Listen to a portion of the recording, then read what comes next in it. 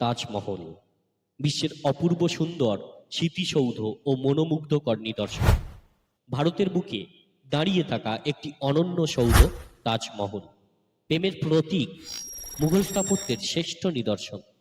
কিন্তু এ কি শুধুই প্রেমের প্রতীক? ১৬৩২ সালে সম্রাট শাহজাহান এটি নির্মাণ করেন তার প্রিয় স্ত্রী মমতাজ মহলের স্মৃতিতে। এটি নির্মাণে সময় লেগেছিল প্রায় ২২ বছর। কাজ করেছিলেন প্রায় ২০,০০০ শ্রমিক। কিন্তু ইতিহাসের ভিতরে লুকিয়ে আছে এমন কিছু প্রশ্ন যা আজও নিরুত্তর। ইতিহাসবিদ পি.এন. অফ তার বইয়ে উল্লেখ করেন, তাজমহল আসলে ছিল একটি হিন্দু প্রাচীন শিব মন্দির যার নাম ছিল তেজ মহালয়া। তিনি দাবি করেন তাজমহলের ভূগর্ভে রয়েছে শিবলিঙ্গ এবং স্থাপত্যে হিন্দু ধর্মীয় নিদর্শন পাওয়া যায়। যদিও এই তত্ত্ব বিতর্কিত, কিন্তু বহু গবেষক এই দাবিতে গুরুত্ব দিয়েছেন।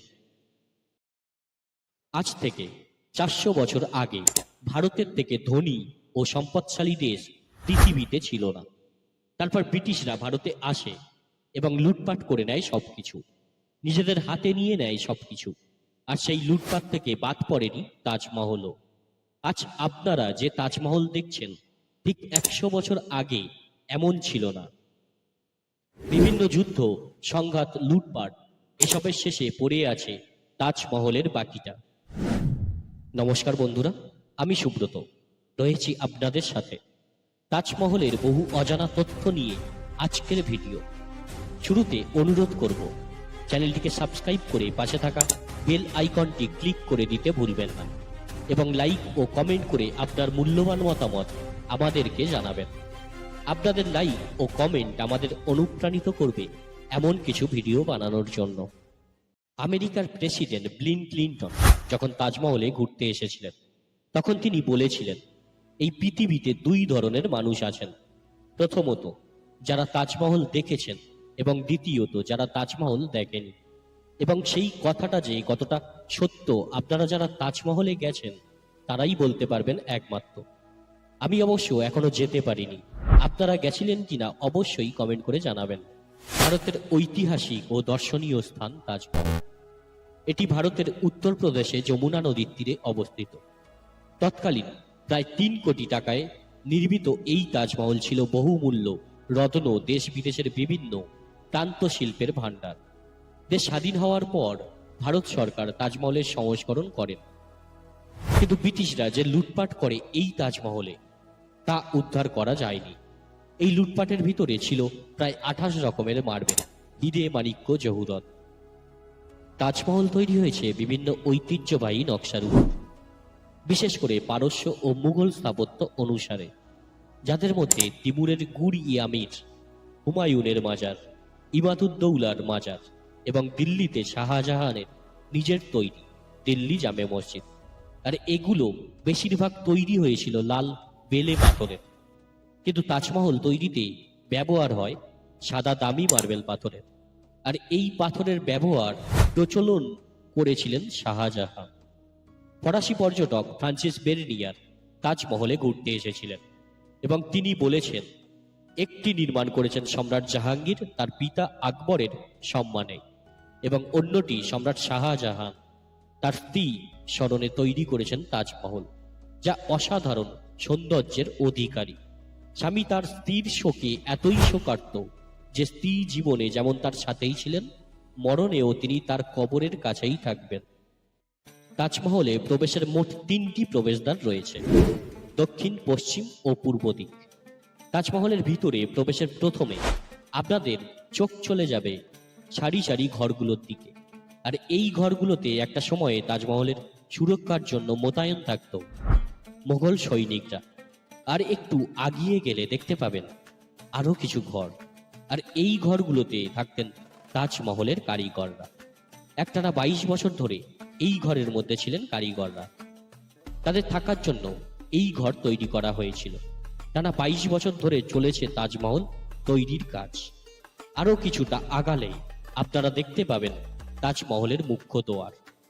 তাজমহলের যে 11টি গম্বুজ এখন স্ক্রিনে দেখতে পাচ্ছেন, এর পিছনে রয়েছে এমন 11টি গম্বুজ। কেন করা হয়েছে এই গম্বুজ জানা থাকলে অবশ্যই কমেন্ট করে জানাবেন। বিশেষজ্ঞদের মতে এই গম্বুজগুলো করার মূল উদ্দেশ্য হলো তাজমহল 22 বছর ধরে নির্মাণ করা হয়েছে, আর তার চিহ্ন হিসাবে রয়েছে এই 22টি গম্বুজ। তাজমহলের এই মুখ্য দুয়ারের একটা বৈশিষ্ট্য রয়েছে, এই গেট দিয়ে আপনি যত ভিতরে প্রবেশ করবেন ততই তাজমহলকে ছোট দেখাবে, আর এই গেট দিয়ে যত বাইরের দিকে আসবেন ততই তাজমহলকে বড় দেখাবে। তাজমহল নির্মাণের জন্য মার্বেল পাথর ও অন্যান্য মালপত্র বয়ে আনার জন্য 15 কিলোমিটারের একটি ঢালু পথ তৈরি করা হয়েছিল। বলা হয় এই পাথরগুলো উপরে তুলতে 20 থেকে 30টি করে ষাঁড় একসাথে বেঁধে বিশেষ ধরনের গরুর গাড়ির সাহায্য নেওয়া হয়েছিল। বর্তমানে আমরা দেখি কোনো বড় বড় ইমারত বা বিল্ডিং বানানোর ক্ষেত্রে হাইড্রোলিক ক্রেনের সাহায্যে নিচে থেকে উপরে মালপত্র তোলা হয়, কিন্তু তাজমহল বানাতে নিচে থেকে উপরে মালপত্র তোলার জন্য কপিকল ব্যবহার করা হতো, আর এই কপিকলটি নাড়াতে শক্তির যোগান দিত গাধা এবং ষাঁড়ের দল।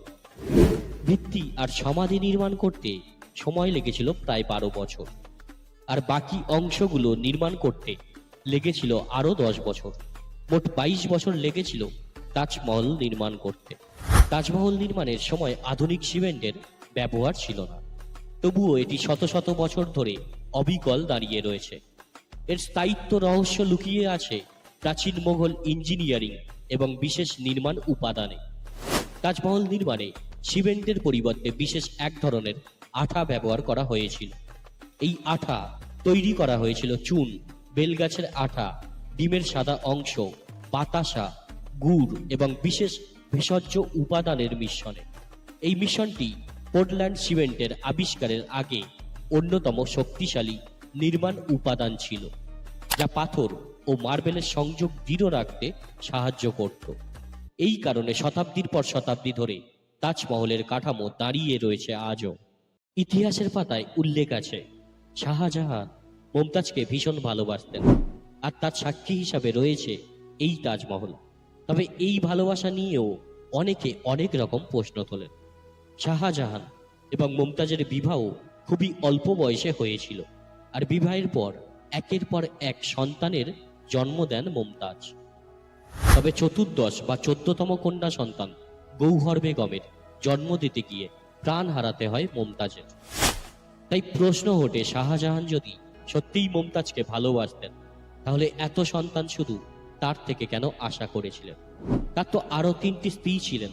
মমতাজের মৃত্যুর কয়েক মাস পরেই তিনি মমতাজের এক বোনকে বিবাহ করেছিলেন। তাই তাজমহল যে ভালোবাসার সাক্ষী, এটা নিয়েও অনেকে প্রশ্ন তোলেন।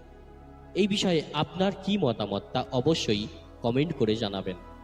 তাজমহলের সামনে যে 24টি ঝর্ণা রয়েছে তা তখনকার দিনে মুঘল আমলের তৈরি, কিন্তু আশ্চর্যের বিষয় হলো তখনকার দিনে এই 24টি ঝর্ণা চলতো বিনা ইলেকট্রিসিটিতে। বর্তমানে ইলেকট্রিকের সাহায্যে জ্বালানো হয় এই ঝর্ণাগুলি। তাজমহল তৈরিতে তার মুখ্য দুয়ার ছিল যমুনা নদীর দিকে। সম্রাট শাহজাহান ও তার অতিথিরা তাজমহলে প্রবেশ করতেন এই মুখ্য দরজার দিক থেকে, কিন্তু সময়ের সাথে সাথে যমুনা নদী শুকিয়ে যায় এবং তার মুখ্য দরজা বন্ধ করতে হয়। আপনি জানলে অবাক হবেন, আমরা এখন যেদিক দিয়ে এই তাজমহল দেখি সেটা আসলে তার পিছন দিক। এই তাজমহল কুতুব মিনারের থেকেও উঁচু। কুতুব মিনারের উচ্চতা 72.5 মিটার এবং তাজমহলের উচ্চতা 73 মিটার। তাজমহলের মুখ্য গম্বুজের যে চূড়া ছিল তা সোনা দিয়ে মোড়া ছিল, কিন্তু ব্রিটিশ সরকার এই সোনা খুলে নিয়ে কাঁসা ও পিতলের চূড়া লাগিয়ে দেয়। কিন্তু আশ্চর্যের জিনিস, বিখ্যাত ম্যাজিশিয়ান পিসি সরকার একবার তাজমহলকে ভ্যানিশ করে দিয়েছিলেন। আপনারা জানলে আশ্চর্যই হবেন, তাজমহলে রাতের বেলায় কোনো বৈদ্যুতিক লাইট ব্যবহার করা হয় না। এর পিছনে অনেকগুলি কারণ রয়েছে।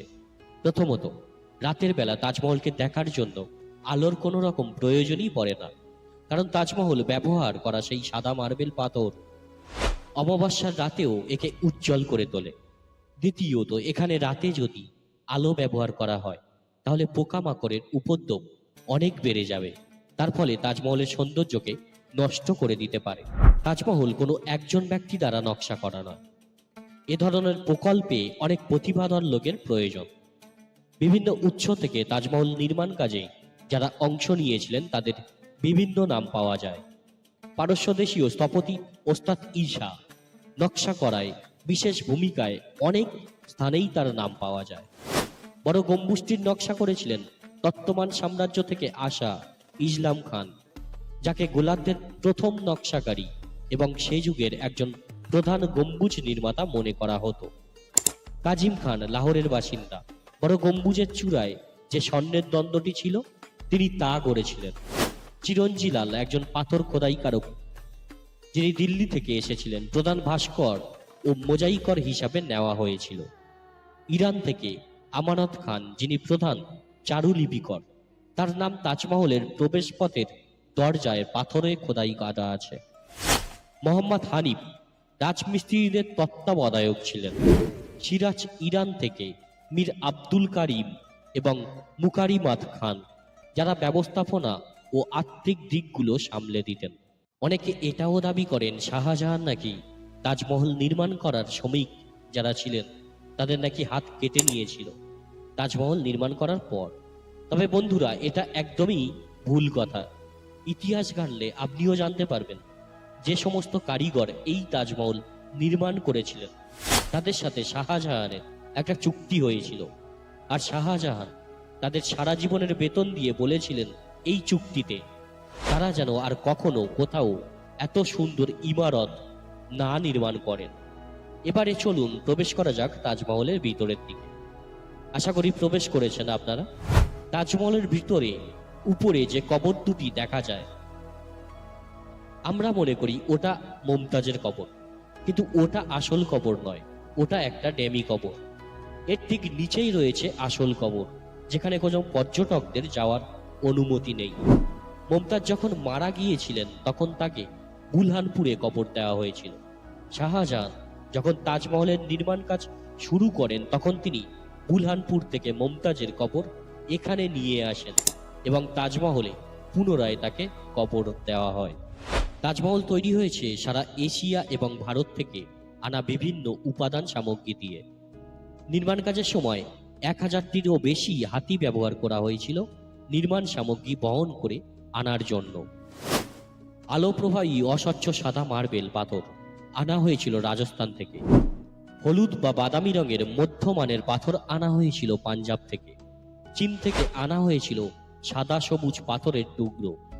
তিব্বত থেকে বৈদুর্য সবুজ নীলাভ রঙের রত্ন এবং আফগানিস্তান থেকে নীলকান্ত মণি আনা হয়েছিল। নীলমণি ও উজ্জ্বল নীল রত্ন এসেছিল শ্রীলঙ্কা থেকে।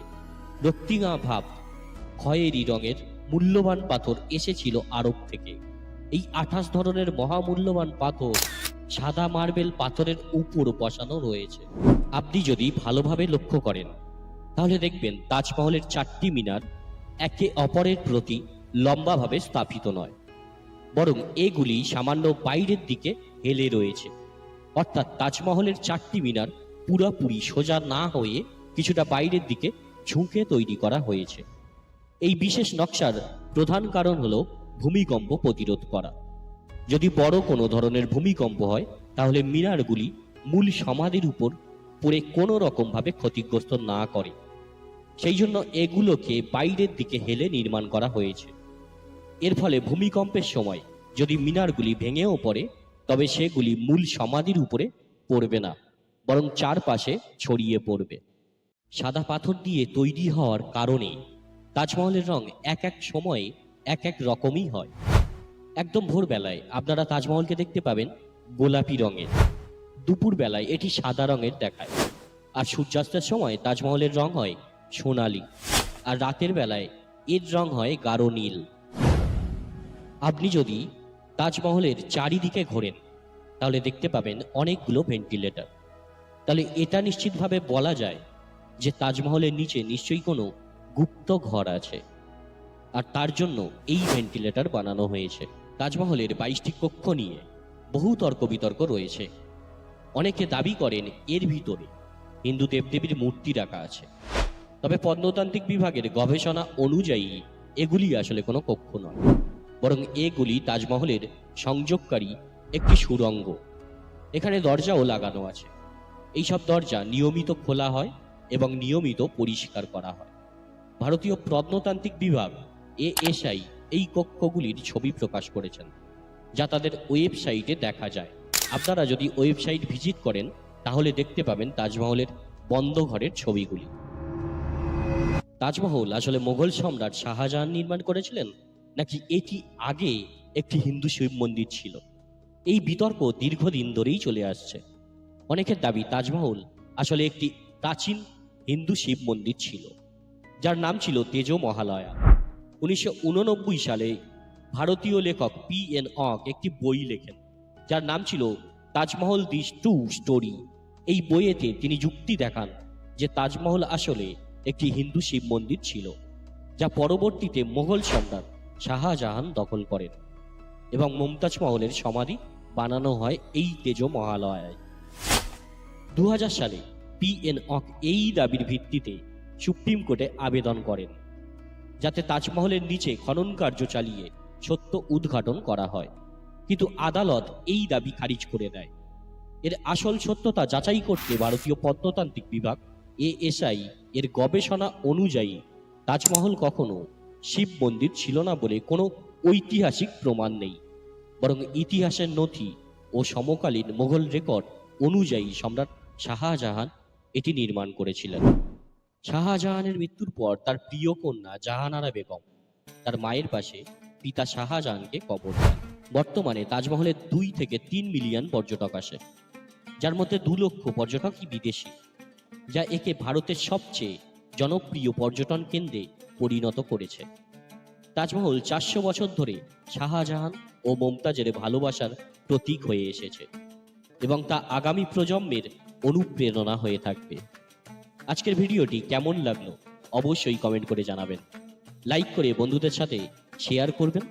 ফিরে আসবো আরও একটি রোমাঞ্চকর কাহিনীর সাথে। ততদিন ভালো থাকবেন, সুস্থ থাকবেন। ধন্যবাদ।